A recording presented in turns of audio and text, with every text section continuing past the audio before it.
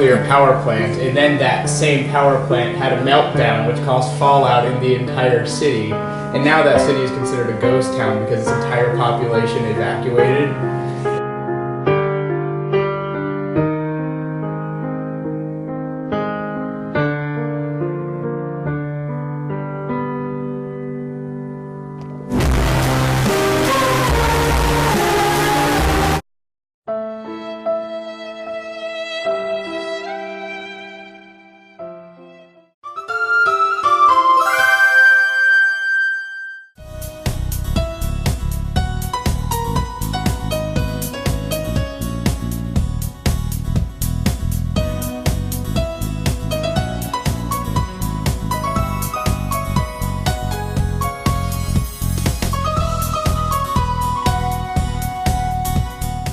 Hello, and welcome to BCBQ News. I'm Trey. And I'm Sammy. In our last episode, we looked at the atomic age and some of the interesting things that happened with that. Today, though, we'll be discussing whether or not the United States has lived up to their Constitution. In order to do so, we'll be primarily focusing on the African American community between 1930s to modern-day America. We'll be covering topics regarding a few of our Constitution's preambles in order to answer this controversial question. Now to you, Brian. To answer your question, Sammy, yes, for African Americans specifically, social conditions improved greatly throughout the 20th century and continue to do so even in the modern day. The 1960s civil rights movement is one great example of this. Led by individuals such as Malcolm X and Martin Luther King Jr., the push for equal rights and treatment for African Americans through the use of tactics such as nonviolence and civil disobedience proved to many that they could do something about the social injustice they were experiencing. The later desegregation of Southern schools by President Nixon and the modern event that is the annual Black History Month truly showcases the equal rights and social recognition that African Americans deserve and receive, a perfect example that proves the United States lives up to its goal of promoting the general welfare. Back to you, Sammy. Thanks, Brian. America has also lived up to its Constitution regarding the establishment of justice. One instance was the court case of Brown versus Board of Education in Topeka, Kansas.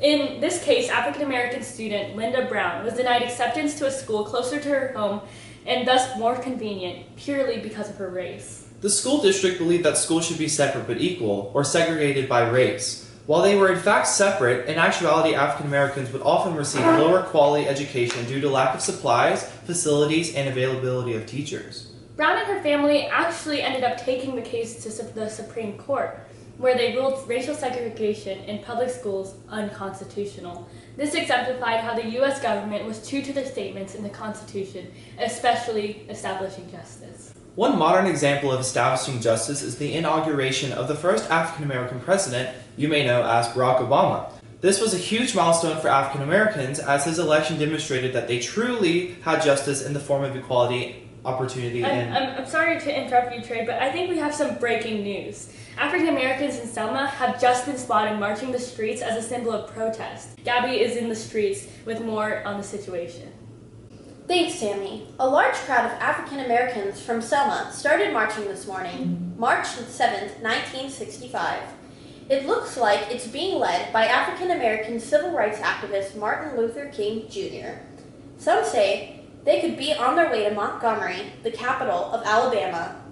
This 54-mile stretch is going to be a difficult journey for these African Americans.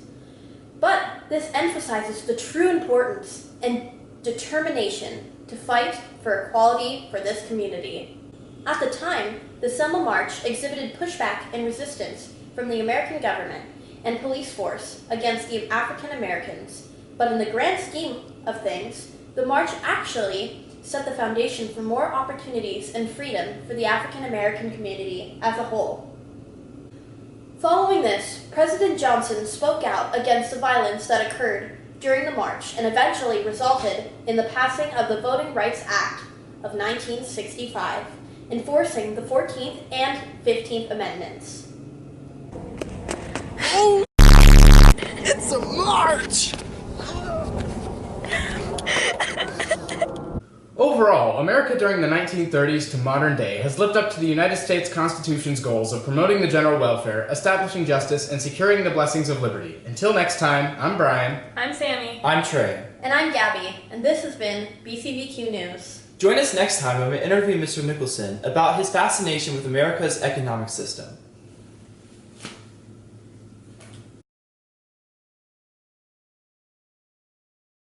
Do we just get go with the same? For anyone looking to maybe get a little bit of radiation poisoning.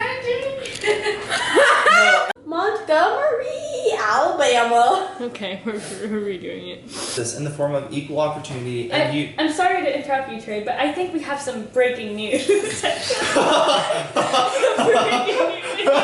Breaking news! Breaking news. I'm sorry to interrupt, Trey, but it seems like we have some breaking news. This looks like some. Thanks, Brian. Thanks, Brian. Thanks, Brian. Thanks, Brian. Wait. Thanks, Brian. One modern example of establishing justice is the inauguration of the first African American you may know as President Barack Obama. And I'm Trey. Oh. And Gabby did not help. So. Gabby, you suck. Gabby, you suck. That's a wrap. Are we done? This has been Gay Space. And join this it. has been BCBQ News. Aww. Right on the set! He scared the dog.